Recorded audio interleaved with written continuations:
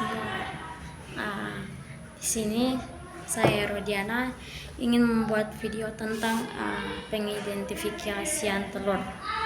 Itu yang termasuk dalam mata pelajaran biologi, bahasa Indonesia dan kimia serta PJOK, yang dimana mereka mempunyai materinya sendiri.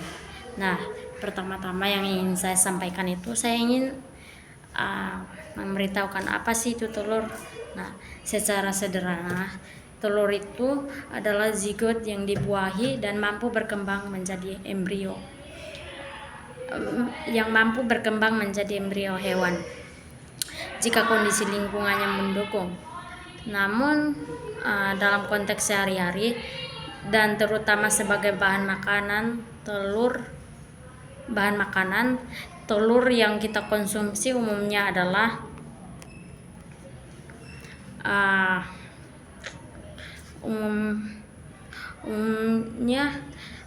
telur unggas atau terutama telur ayam yang belum dibuahi.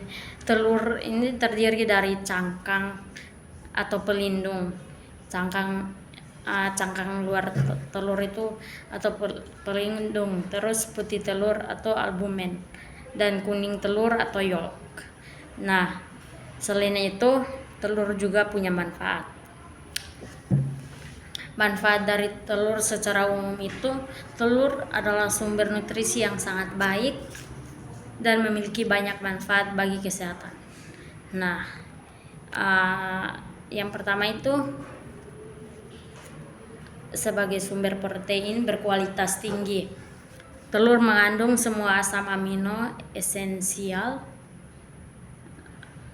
yang dibutuhkan tubuh dan menjadikannya protein lengkap yang sering untuk membangun dan memperbaiki jaringan tubuh. Yang kedua itu kaya akan vitamin dan mineral. Telur merupakan sumber vitamin A, B, E, dan D. A, D, E, dan B yang kompleks. Nah, atau termasuk B12 dan folat, serta mineral dan juga mineral seperti zat besi, fosfor, dan selenium.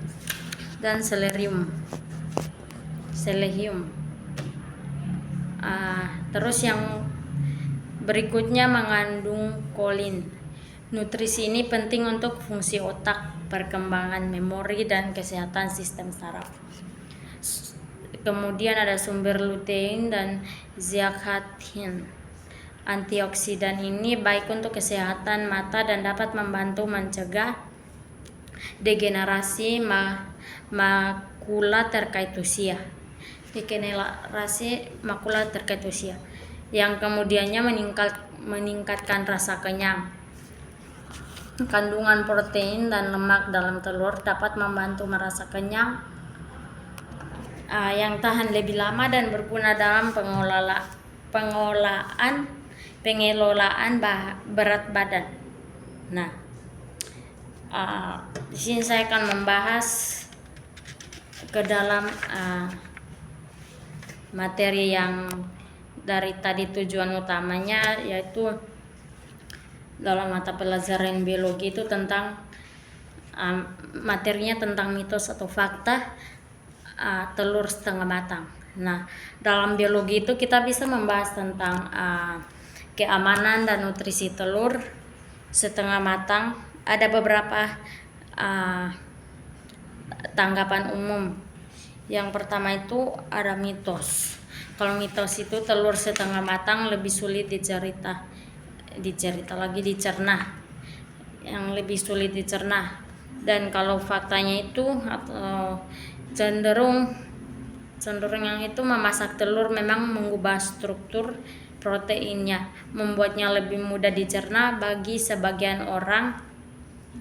Namun beberapa penelitian menunjukkan bahwa tidak ada perbedaan signifikan dalam daya cernaan telur antara matang dan setengah matang. Dan mitos yang berikutnya itu telur setengah matang lebih banyak nutrisinya. Faktanya beberapa vitamin tertentu seperti beberapa vitamin B. Ya, beberapa vitamin B mungkin sedikit berkurang saat dimasak dengan suhu tinggi dan waktu yang lama. Namun perbedaan nutrisi antara telur matang dan setengah matang umumnya tidak disignifikan secara keseluruhan. Nah, kalau fakta atau berikutnya fakta penting. Risiko kontaminasi bakteri Salmonella lebih tinggi pada telur mentah atau setengah matang. Memasak telur hingga matang membunuh bakteri ini. Oleh karena itu penting untuk memasakkan telur yang dikonsumsi setengah matang berasal dari sumber yang terpercaya dan ditangani dengan baik. Maka kalau kita memasak telur itu harus memasaknya dengan baik. Mungkin bermanfaat juga, tapi akan membawa beberapa penyakit. Jadi mungkin tidak mitos lah ya kalau itu. Dan kemudian saya akan membahas lagi telur dari mata pelajaran kimia yang materinya kandungan telur. Nah, dalam kimia itu telur memiliki komposisi yang kompleks. Yang pertama itu air. Nah, komponen utama telur sekitar 75% dari berat total. Yang kemudian ada protein, terutama terdapat pada putih telur atau albumen seperti ovalbumin,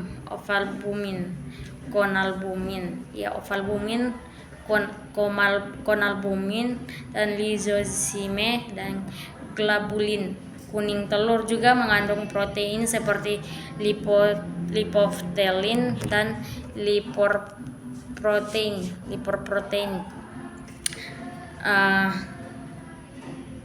Kemudian lemak atau lipid. Dalam telur hampir seluruhnya itu terdapat pada kuning telur. Lemak ini termasuk trigliserida, fosfolipid atau terutama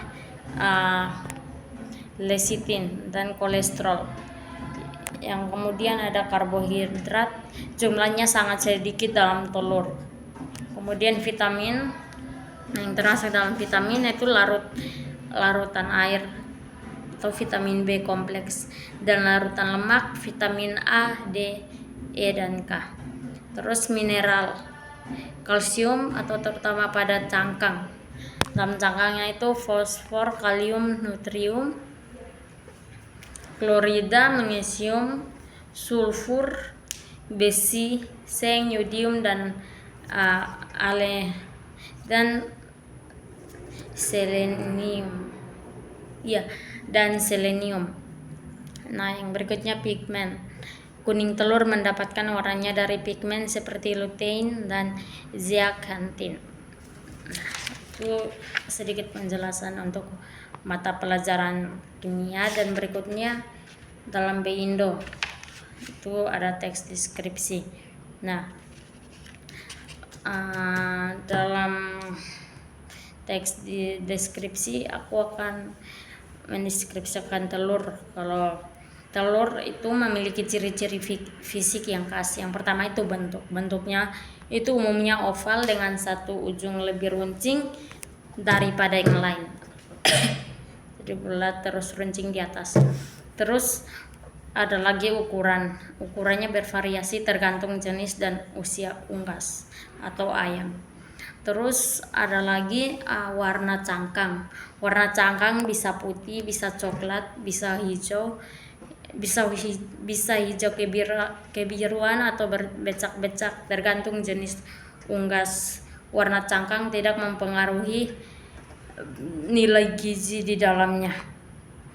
Ah, terus tekstur cangkangnya. Tekstur cangkangnya itu biasanya halus dan sedikit berpori.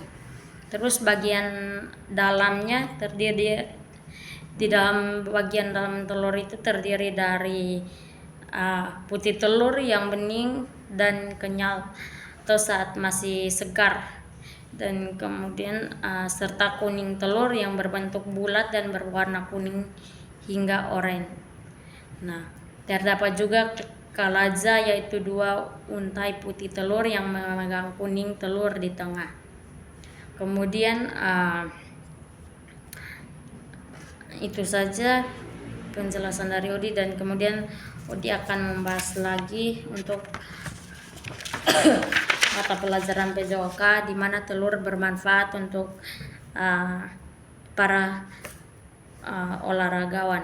Nah, ternyata telur juga bermanfaat untuk para olahragawan. Nah,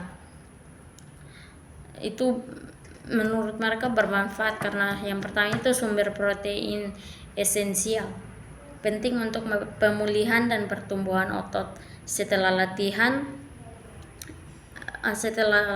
intens. Dan proteinnya membantu memperbaiki kerusakan otot dan membangun massa otot baru. Nah, telur itulah manfaat telur, ternyata bermanfaat. Dan yang kemudian itu mendukung kekuatan dan daya tahan.